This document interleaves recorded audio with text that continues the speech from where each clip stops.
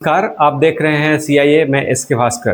दोस्तों, आज हम लोग BPSC 66 यानी कि BPSC 66वीं प्री एग्जामिनेशन के मैथमेटिक्स और रीजनिंग वाले पोर्शन पर डिस्कस करने जा रहे हैं। ये आपको पता है कि BPSC एग्जामिनेशन के पॉइंट ऑफ व्यू से ये दोनों पोर्शन जो है मैथमेटिक्स और रीजनिंग, दो पोर्शन नहीं एक पोर्शन बोल सकते हैं कि इसमें लगभग 10 क्वेश्चन पूछ लिए जाते हैं। बहुत ही इम्पोर्टेंट है।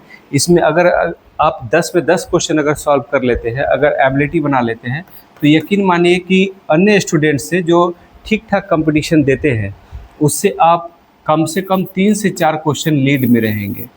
क्योंकि 3 से 4 क्वेश्चन और अगर गलत नहीं करेंगे तो, और 3 से 4 क्वेश्चन बहुत मायने रखता है इस एग्जामिनेशन के लिए। जो लोग 71st एग्जामिनेशन देने जा रहे हैं यानी 71वीं एग्जामिनेशन, उनके लिए बहुत ही इम्पोर्टेंट है। क्योंकि 70वीं एग्जामिनेशन जो है अपॉर्चुनिटी बहुत लोग मिस कर गए होंगे। तो ये बहुत ही कंट्रोवर्शियल एग्जामिनेशन हुआ था, ये आप लोग को पूरी तरह पता है। और बहुत सारे लोग जिनका PT नहीं हुआ था वो कहीं ना कहीं अपने अंदर जो है वो तूफान एक तरह से दबाए हुए हैं कि हमें 71वीं एग्जामिनेशन को किसी कीमत पर क्रैक करना है। तो उनके लिए ये बहुत इंपॉर्टेंट पार्ट है। और जो लोग नए स्टूडेंट हैं जो 70वीं में नहीं बैठे थे या एलिजिबल नहीं थे और वो अब 71वीं में एलिजिबल हो गए हैं, या बहुत सारे ऐसे लोग जो फॉर्म फिलअप नहीं कर पाए थे 70वीं में और वो 71वीं में आ रहे हैं, तो उनके लिए भी ये बहुत ही इम्पोर्टेंट है। आप ये ध्यान से पढ़ेंगे देखेंगे, क्योंकि नए स्टूडेंट्स को बहुत को पता भी नहीं होता है कि ये आखिर क्या रिलेवेंट है इसका। ज़्यादा से ज़्यादा 1-2 क्वेश्चन, लेकिन जो लोग बार बार एग्जाम देते हैं ना, उनको पता है कि 1 से और 2 क्वेश्चन का क्या रिलेवेंट होता है। इसी क्वेश्चन से कोई मेंस देने के लिए एलिजिबल हो जाता है और कोई बाहर हो जाता है और मेंस नहीं दे पाता है। इसलिए इस पर ध्यान देंगे। चलते हैं क्वेश्चन पर। क्वेश्चन देखेंगे कि अलग अलग टाइप के कैसे क्वेश्चन पूछ लिए जाते हैं।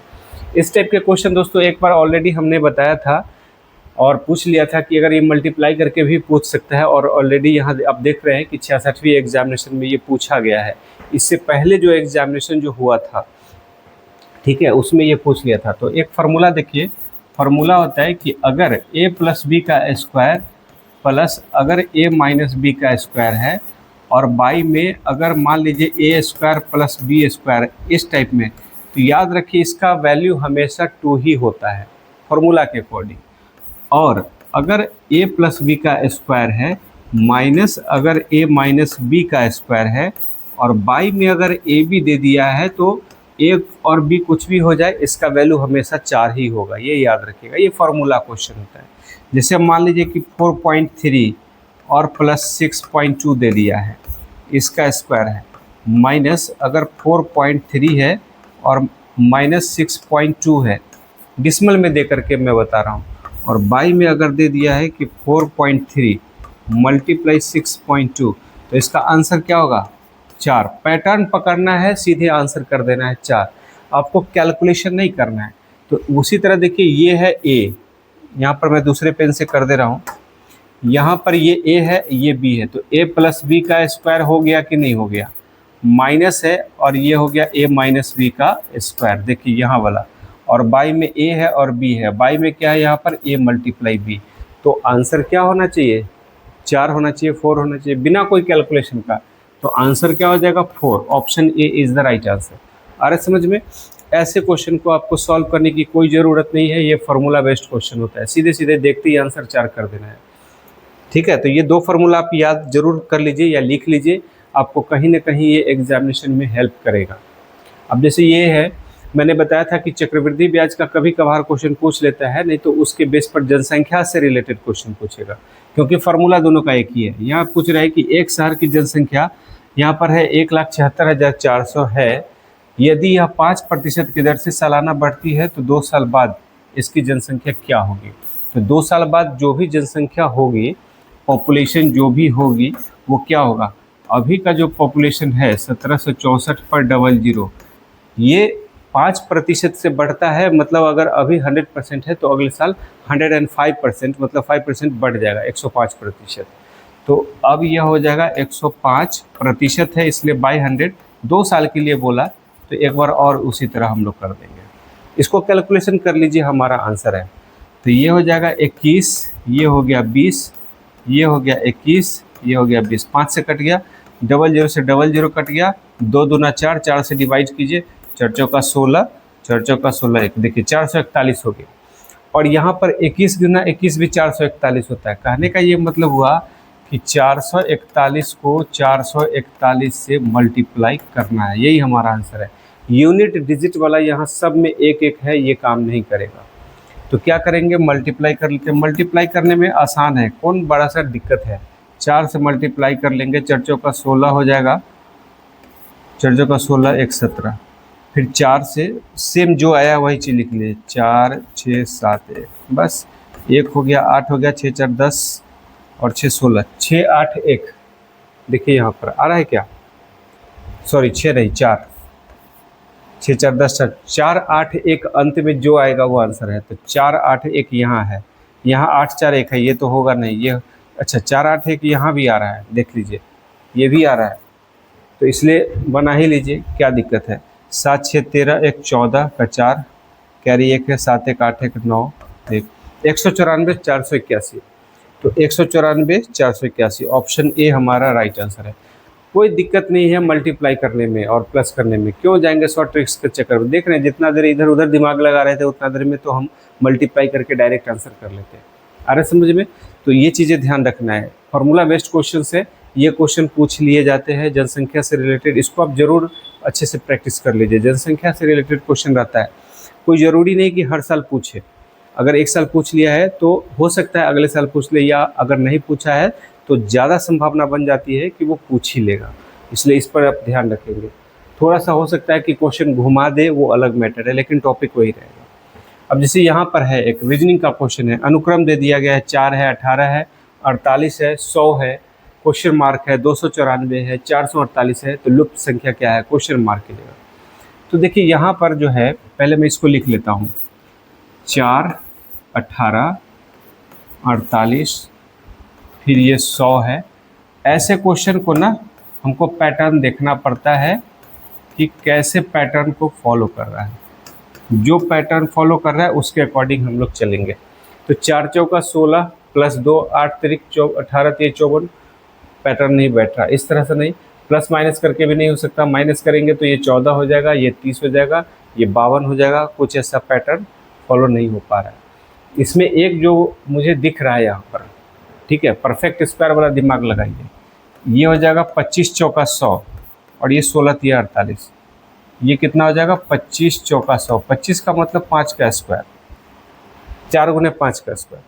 इसको हम लोग क्या लिख सकते हैं, 16 3 48, तो 3 गुने 16 का मतलब 4 का स्क्वायर, ठीक है।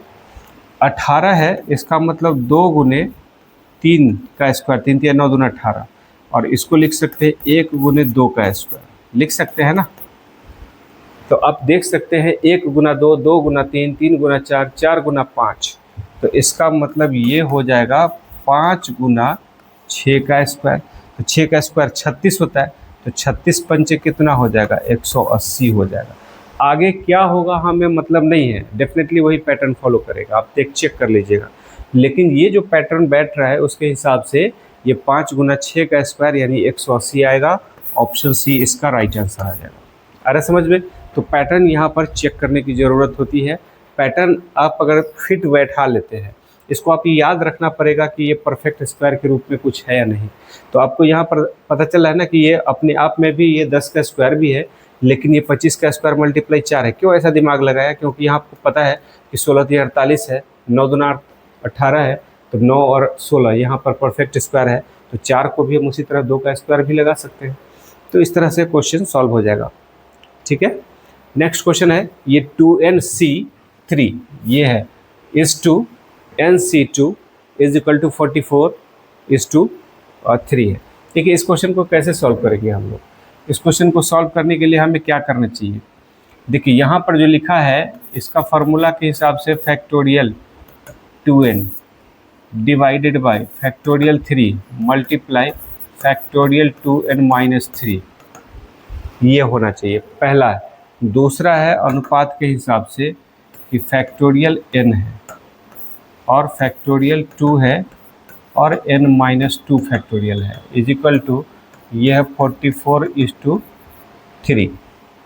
ठीक है, तो इस क्वेश्चन को अगर हम सॉल्व करेंगे तो इसको क्या लिखेंगे, इसको कटाना है।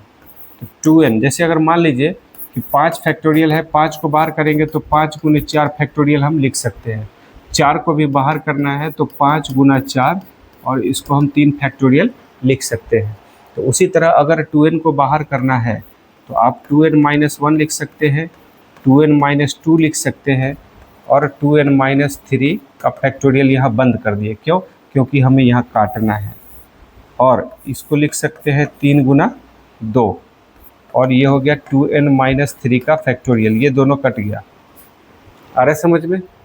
उसी तरह से इस 2n बाहर निकाल लिया, n-1 बाहर निकाल लिया, n-2 फैक्टोरियल। देखिए डिटेल में मैं इसलिए लिख रहा हूँ ना कि आपको अच्छे से समझ में आ जाए, नहीं तो ये आसान क्वेश्चन है, इतना लिखने की ज़रूरत नहीं है। ये दोनों कट गया, ये आप लिखते रहिए कि ये इतना है। ठीक है। अब देखिए इसमें क्वेश्चन क्या जो है कट पिट करने वाला है। जो अनुपात होता है आपको पता है, अनुपात में हम काट सकते हैं। तो 2 से इस 2 को काट लीजिए, इस n को इस n से काट लीजिए। ठीक है। अब जो बच रहा है यहाँ पर अगर 2 कॉमन कर लेंगे तो क्या होगा, चलिए यहाँ पर लिख लेते हैं कि ये 2 तो है ही, ये भी 2 कॉमन कर लेंगे तो ये 4 हो जाएगा। तो 4 यहाँ पर हो जाएगा 2n-1, तो लिख देंगे 2n-1 और यहाँ हो जाएगा n-1। देख रहे 2n-2 है, 2 कॉमन करेंगे तो n-1। नीचे तो ये 3 बच गया है, तो चलिए 3 लिख देंगे, बाई में 3 मल्टीप्लाई, क्योंकि ये जो है ना नीचे चला जाता है, जो रेशियो वाला होता है वो नीचे चला जाता है। तो यहाँ n-1 ही तो बचा है, बाकी सब कट गया है, n-1 और बराबर बच गया 44/3। ये जो अनुपात है उसको भी बाई में कर दिया हमने। तो n-1 भी कट गया, 3 से 3 भी कट गया, 4 से ये 11 कट गया। तो अब देखते हैं कि 2n बराबर ये 1 जो है इधर राइट साइड में जाएगा तो 12 कर देगा, तो ये 6 से कट जाएगा, तो n की वैल्यू हो जाएगी 6। n की वैल्यू कितनी हो जाएगी? 6 हो जाएगी। ऑप्शन बी हमारा राइट आंसर है। ये कॉम्बिनेशन का क्वेश्चन था, कॉम्बिनेशन का एक तरह से कैलकुलेटिव टाइप का जो क्वेश्चन है वो था। इसमें परफेक्टली ये जो स्टेटमेंट टाइप का जो क्वेश्चन है वो नहीं था। तो इसको बनाना आसान है, बस आपको फार्मूला याद रहना चाहिए। आपको फार्मूला कौन सा यूज करना है, जो यहाँ पर जो मैंने लिखा है ये कौन सा फार्मूला है, तो चलिए इसको मैं एक लिख देता हूँ। फार्मूला होता है कि NCR, फार्मूला होता है फैक्टोरियल n। देखिए फैक्टोरियल n ऐसे भी लिखा जाता है और बहुत जगह पर ऐसे भी लिख दिया जाता है, दोनों चलेगा। तो factorial n by factorial r और फैक्टोरियल n-r। ठीक है, ये फार्मूला हमने यूज किया और इसी बेस पे क्वेश्चन जो है वो सॉल्व हो गया था। चलिए अब नेक्स्ट क्वेश्चन पर चलेंगे। यहाँ लिख रहा है कि यदि m संख्याओं का औसत n² है और n संख्याओं का औसत m², ये स्क्वायर है, m² है, तो m+n संख्याओं का औसत कितना है। तो देखिए m संख्याओं का औसत अगर n² है तो उसका योगफल कितना होगा, तो औसत गुने उसकी संख्या, तो होता है mn²। दोनों को मल्टीप्लाई कर दीजिए। इसी तरह n संख्याओं का औसत m² है तो इसका योगफल क्या होगा, तो m²n। ठीक है। अब यहाँ m संख्या और n संख्या कुल मिला के m+n संख्या है, सबका सम निकल गया है। अब उसका हमें औसत निकालना है तो m+n यानी उसकी कुल योग से हमें डिवाइड करना होता है। तो अब क्या करना है, mn कॉमन कर लेते हैं, तो ये हो जाता है n+m डिवाइडेड बाई m+n। ये दोनों कट गया तो हमारे पास आंसर आता है mn। हमारे पास जो आंसर आता है वो क्या है, mn है, यानी mn इसका औसत हो जाता है। तो mn है ऑप्शन सी में, ऑप्शन सी इसका राइट आंसर है। ये डिवाइड वाला ही और माइनस वाला तो हो ही नहीं सकता, ऑप्शन सी हमारा राइट आंसर है। एक लाइन का क्वेश्चन है, जिन लोगों को अगर आता होगा ना ये लिखेंगे भी नहीं, माइंड कैलकुलेशन करके सॉल्व कर लेंगे। एक इमेजिनेशन टाइप से करके भी कैलकुलेशन बहुत लोग करते हैं। ठीक है, वो आसान है, ये बहुत बेहतरीन है। वेन डायग्राम से रिलेटेड क्वेश्चन तो पूछता ही है, लेकिन हमेशा 2-2 बार वाला पूछ रहा है। यहाँ दिखने से हमें लग रहा है कि बास्केटबॉल, हॉकी और फुटबॉल, यहाँ 3 क्वेश्चन यानी 3-3 टाइप का पूछ दिया है। क्वेश्चन है कि एक स्कूल में एथलेटिक टीम की एक समूह में 21 बास्केटबॉल टीम में है, 26 हॉकी टीम में और 29 फुटबॉल टीम में है। अगर 14 हॉकी और बास्केटबॉल खेलते हैं, 12 फुटबॉल और बास्केटबॉल खेलते हैं, 15 हॉकी और फुटबॉल खेलते हैं और 8 तीनों खेलते हैं, तो कितने केवल फुटबॉल खेलते हैं। देखिए इस क्वेश्चन को कैसे सॉल्व करना है। तो मान के चलिए एक रिंग है, अलग अलग रिंग बना लेते हैं, ज़्यादा अच्छा रहेगा। और दूसरा एक अलग बना लेते हैं ऐसे, ठीक है। 3 रिंग हो गया। अब 3 रिंग हो गया, इसको हम लोग लिख लेते हैं। जो पहला है, पहला किसकी बात कर रहा था? बास्केटबॉल। तो यहाँ पर हम लिख देते हैं बास्केटबॉल, समझ लीजिएगा। उसके बाद है हॉकी, हॉकी राइट साइड में लिखा है हॉकी। उसके बाद यहाँ पर है फुटबॉल, ठीक है। अब देखिए इसमें जो क्वेश्चन दिया हुआ है ये क्या है कि बास्केटबॉल में 21 लोग खेलता है, हॉकी जो है वो 26 लोग खेल रहा है, और फुटबॉल जो है ये 29 लोग खेल रहा है, ठीक है। अब इसमें जो है लिख रहा है कि 14 हॉकी और बास्केटबॉल दोनों खेल रहा है। 14 जो है वो हॉकी और बास्केटबॉल, तो 14 यहाँ पर है, मतलब ये पूरा कलर जिसमें ये भी शामिल है, जिसमें जो है ये वाइट कलर कर दे रहा हूँ मैं इसको, कि वाइट जो कलर है वो भी शामिल है। ये तीनों गेम खेलता है, याद रखिएगा, ये तीनों गेम खेलता है, ठीक है, तो वो भी शामिल है। फिर उसके बाद 12 फुटबॉल और बास्केटबॉल है, तो फुटबॉल और बास्केटबॉल ये है 12। उसके बाद है हॉकी और फुटबॉल, ये है 15, मतलब उसमें ये वाइट वाला भी शामिल है। तो बोलता है अच्छा जो तीनों गेम खेलता है वो 8 है, तो इसका मतलब ये हो गया कि जो तीनों गेम खेलता है वो 8 है, ये बीच में ये 8 है। आ रहा है समझ में? तो देखिए इसमें पूछ रहा है कि केवल फुटबॉल कितने लोग खेलते हैं। तो केवल फुटबॉल से क्या मतलब है? केवल फुटबॉल से आपको मतलब होना चाहिए ये, यहाँ ये वाला पोर्शन जो है केवल फुटबॉल से मतलब है। तो फुटबॉल में तो टोटल 29 लोग हैं, तो इसमें जो क्वेश्चन सॉल्व होगा कि केवल फुटबॉल, तो यहाँ पर क्या है केवल, देखिए ये बहुत आसान क्वेश्चन है, आप समझिए, पहले समझने के लिए ही मैं इतना सारा डेकोरेशन किया हूँ, नहीं तो करने की ज़रूरत नहीं है। तो केवल फुटबॉल, तो फुटबॉल खेलने वाले टोटल कितने लोग हैं?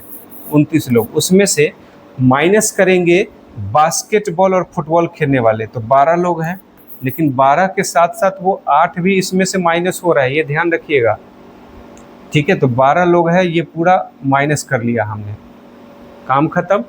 अब ये भी माइनस करेंगे तो 15 माइनस करेंगे, लेकिन याद रखिए 8 तो पहले ही माइनस कर चुके थे, अब दोबारा से माइनस हो गया है, तो दोबारा से माइनस हो गया तो एक बार प्लस करना पड़ेगा तभी न्यूट्रल होगा ना, तो इसलिए +8 कर देंगे।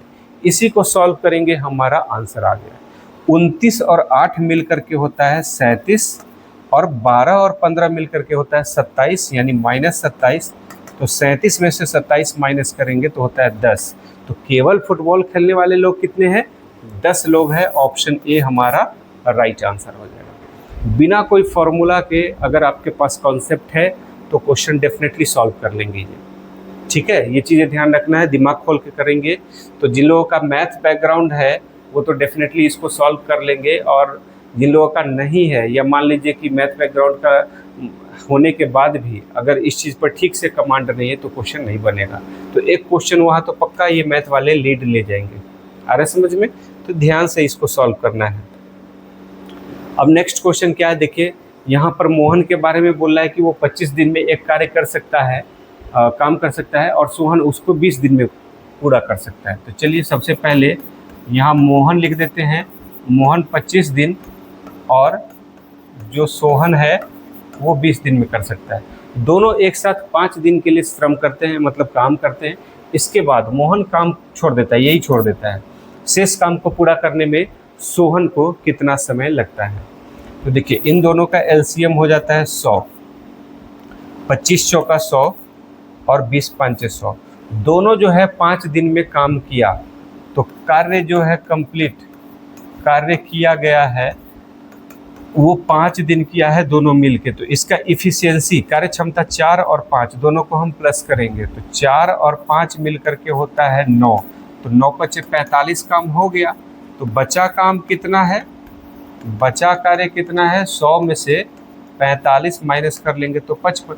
इतना लिखने की ज़रूरत नहीं है, मैं यहाँ लिख देता हूँ ताकि आप एक तरह से डॉक्यूमेंटेशन टाइप का हो जाए, आप लोग अच्छे से समझ लीजिए।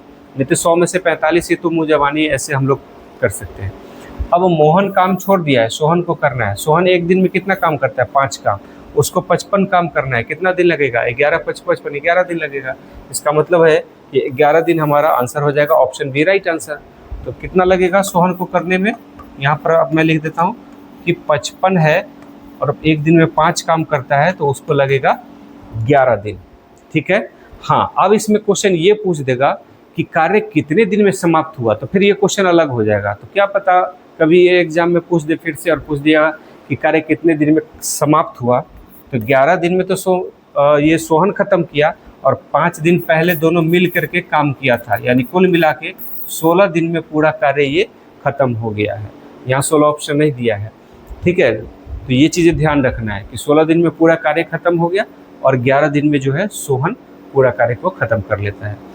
तो इस तरह के क्वेश्चन जो है बहुत ही इम्पोर्टेंट होता है आना। ये क्वेश्चन में जो है ना ये आता रहता है।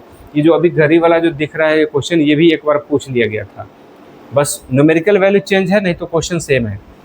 एक घड़ी दोपहर 12 बजे चलना शुरू करती है, वहाँ था 4:20 की बात कर रहा था, और यहाँ है कि 5:10 पर घंटे की सुई कितनी घूम जाएगी। तो आपको पता होना चाहिए कि अगर एक घड़ी है, ये 6 है, ये 12 है, ये 3 है, ये 1 है, 2 है, 4 है, 5 है, 7 8 9 10 11। देखिए 360 डिग्री जो है वो पूरा कंप्लीट एंगल होता है और 12 घंटे में होता है। तो 12 से अगर 360 में डिवाइड करेंगे, 12 3 36, मतलब कि एक के बीच में 30 डिग्री का एंगल बनता है।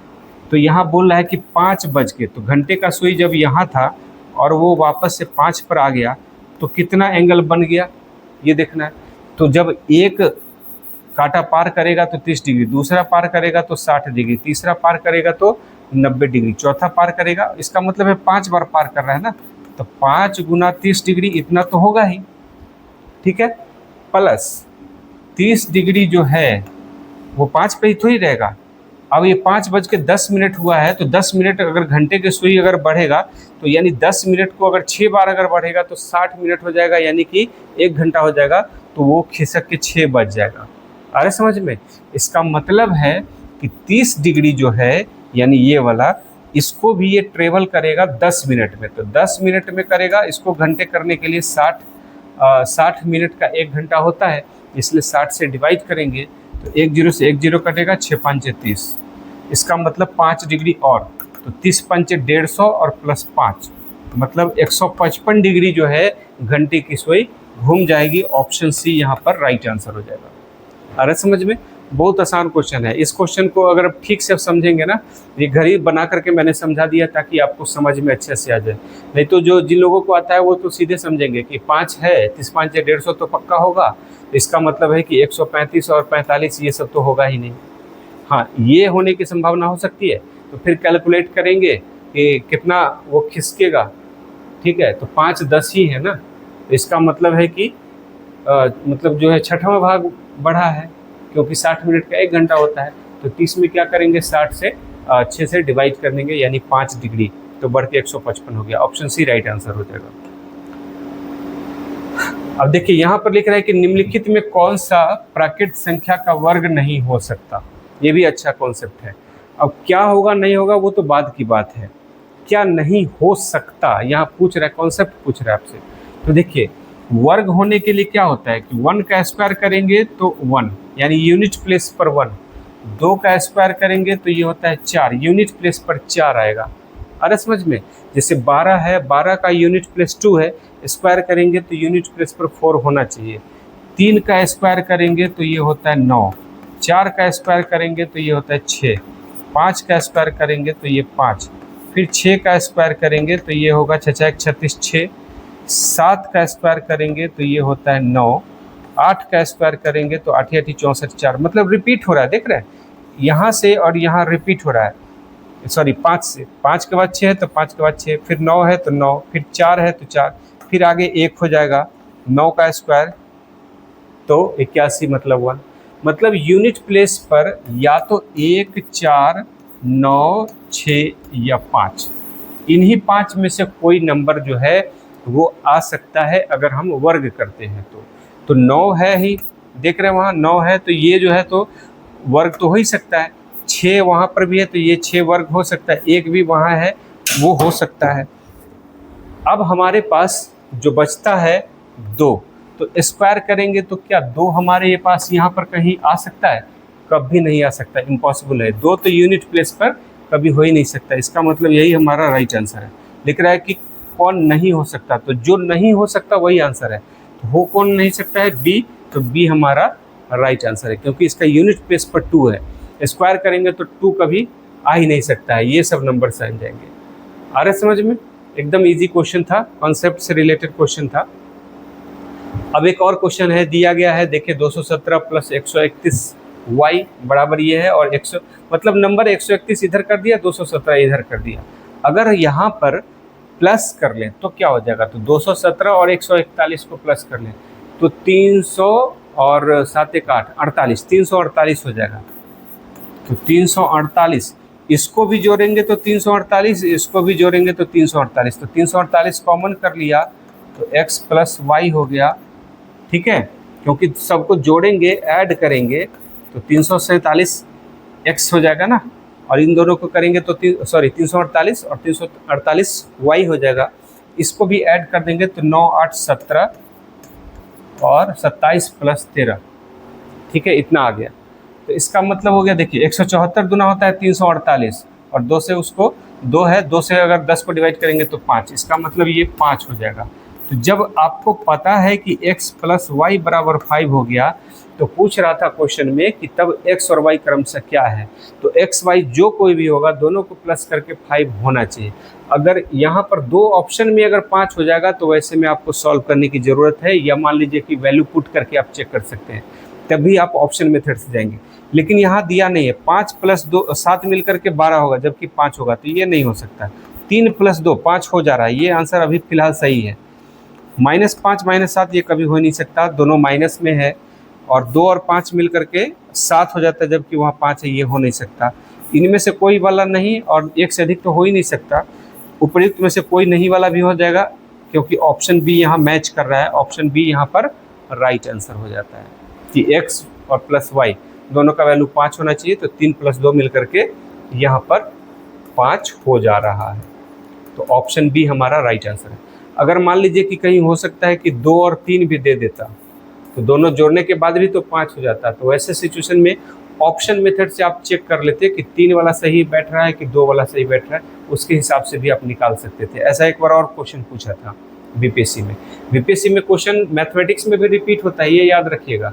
लेकिन क्या होता है कि उसमें कभी कभी सेम पूछ देता है, कभी कभी क्या होगा कि न्यूमेरिकल वैल्यू चेंज हो जाएगा। लेकिन इसमें भी रिपीट होता है, जैसे जीएस में रिपीट होता है, ये आप तैयारी करने वाले सब लोग जानते हैं, उस तरह से मैथ रीजनिंग में भी रिपीट होता है, बस न्यूमेरिकल वैल्यू चेंज होता है। ठीक है, तो आज के लिए यही क्वेश्चन था। मिलते हैं हम लोग नए वीडियो में फिर नए कॉन्सेप्ट के साथ। तब तक के लिए नमस्कार। वीडियो अगर आपको अच्छा लगा हो तो कृपया इसे लाइक और शेयर जरूर करेंगे। चैनल पे नया है तो चैनल सब्सक्राइब कर लीजिए। Thank you for watching.